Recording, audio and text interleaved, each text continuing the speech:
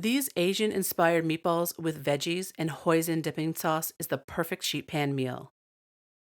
To ensure we get really moist meatballs, I'll start by soaking some bread in some milk.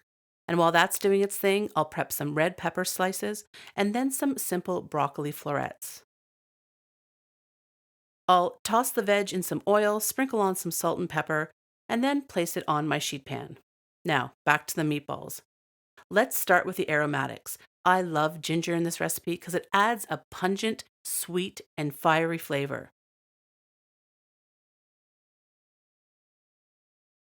Next up, we have some garlic. About 2 cloves will do.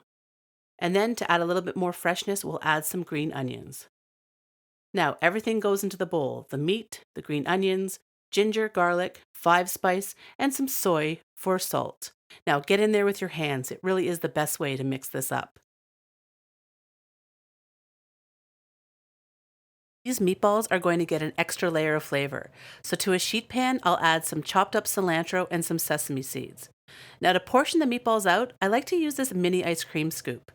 The meatballs go on that sheet pan and get rolled in that coating, popped onto the sheet pan and then into the oven until they're cooked.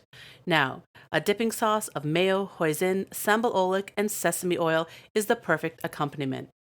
Once they're done, you can plate this up and then store any leftover meatballs in the fridge for another day.